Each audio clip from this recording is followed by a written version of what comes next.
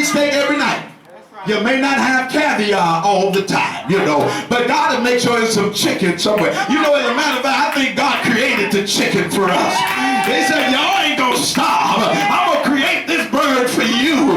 Come on, you know we can fry it, we can boil it, we can fricassee it, we can barbecue it, we can do it all. We'll make that chicken up and you don't even know it's chicken. That came from God. God said, I'm gonna let you survive.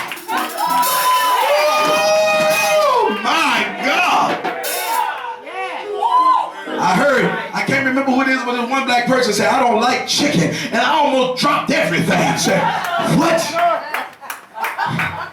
You don't like chicken? I got to check, see, is you really what you look like you are? But God will make a way for us. Yeah, God will make a way. He been doing it. He ain't just start doing it. He been doing it a while. That's why I don't understand this violence. They say, well, we're having the violence in the community because of the economic condition. If we had more jobs, we wouldn't have all of the violence among the black folk. We wouldn't have, listen. I don't buy that, and they should stop selling it. When our grandmothers and great-grandmothers, when they didn't have anything, they weren't killing each other. When they didn't have what they needed, they weren't killing and doing things to each other, but they was helping each other. If you had some meat in your pot, and I needed some meat, I'll take the meat out of my pot and send it to your house so you could have something. So don't give me this economic crap. It's economic, you know, you gotta provide jobs, you gotta provide jobs, you gotta provide jobs. There's some jobs out there. We just don't want them. There's some jobs out there. We just, I ain't doing that, I ain't doing that. What is that? Well, what you doing now? Nothing. I do that until something better comes. And if you do that faithfully enough, if you do that consistently enough, God will. God will open a door for you that you didn't even know was there. God will open it. You be standing there and the door pop open. You say, where did this come from? Where did this job come from? Where did this phone call come from? If you trust God.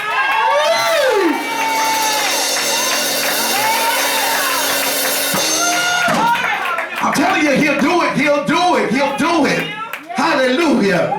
I was doing security for a while in the building. This is early when I got out of high school. I was doing security for a while in the building, and I was there faithful, loving the people, being good with customer service, helping all I could above and beyond. And it was some guys that worked in the Sears Tower. They had a storage space in our building, and they would come over every day to get stuff, and I'd be there, I'd help them, and we'd talk, and I'd help them and do, it wasn't my job, but I was helping them and doing, let's go. And one day they came over, they said, well, listen, we got a job opening over here, and we've already told the people about you. Why don't you come on over there? Oh, man. And I was just about ready to get married up through there, you know, and I was excited, like, Lord, look at God. Went over here, and they said, come on, in this mail room. And I started working in the mail room for a brokerage firm. I thought I was something. And then the raises came out, and everybody got $1, $2, and I got a quarter. I said, wait a minute now. I said, a quarter? I know I've been better faithful than this. And I got a little, it got to me a little bit, and I was thinking, I said, you know, this ain't for me. I'm getting up out of here. I can't do this. Making more then than I was before, but look at me, you know. I said, God, I can't. I'm going to look for something else. I told them, I said, I told the ones I work with immediately, I said, I'm going to start looking for something else. I can't do it. And I was on the elevator one day, and I happened to get on with the president of the company. And he was there, and I was there. And I don't know, we talked a few times, I helped them a few times, you know. And this is what this white man said to me. He said, I heard you're looking for something else. Oh, God. I'm about to get fired right here in this elevator. It's all over. I should have kept my mouth shut. I said, yes. I said, I'm getting ready to get married, and, you know, I'm just looking, I need just, you know, a little bit more, you know. And he said, oh, okay. And that's all he said. Oh, okay. I was waiting. I knew it was coming, you know. And a few days later, the marketing manager of the marketing department came over in the mailroom and said, listen, we've created a position for you.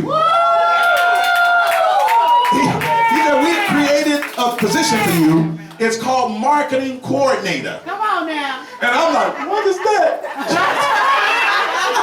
But I'm telling, thank you, I'm happy. And then I found out when we got to the particulars, it was a $6 raise, you know. I'm like, woo! And then I got over there, started doing it, and this is how I really got into graphic design. You know, they had me design and stuff. I didn't know nothing about it. And one day they kind of saw me fumbling and said, you know what, you need to go to school and maybe sharpen up a little bit. And they sent me to school. They sent me to get some classes, which is where I got the foundation for all of the graphic work I do. All of the computer work I do, I got it because somebody in it. God will supply. All you got to do is trust him and to say, God, not my will, but your will be done. He got the obligation. He'll take care of you. He'll take care of you. And he got whatever you need. Don't you think God don't got it? God has whatever you need. He got it. So the purchaser, he has ownership. He has the obligation. But lastly, he has the anticipation. Somebody say the anticipation. Oh, when the purchaser purchased that property, he purchases that property with the end in sight. He purchases that property thinking that after a while something is going to come from this. All of the work that he's putting in that property, all of the money he's putting in that property, all of the time that he's putting in that property, he's putting it in because he has anticipation. He knows that after a while, after I get through the work, after I get through the work, after I get through tearing down, after I get through demolishing, after I get through putting my vision out, I know something is coming. The purchaser says, if I can hang on to the end of the process, after a while, somebody say after a while, I'm going to enjoy a return on my investment. And that's what God said. After a while, I'm going to enjoy a return on my investment.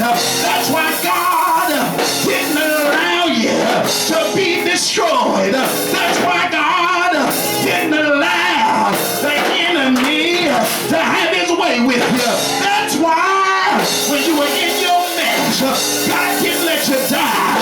When you were in your sin, God didn't let you die because he said, I paid too much for it. I paid too much for it. And I know that if I keep on working, if I keep on having patience, if I keep on working, and I'm glad that God is a master carpenter. God is a master builder. He knows how to tear it down. He knows how to tear down that thinking.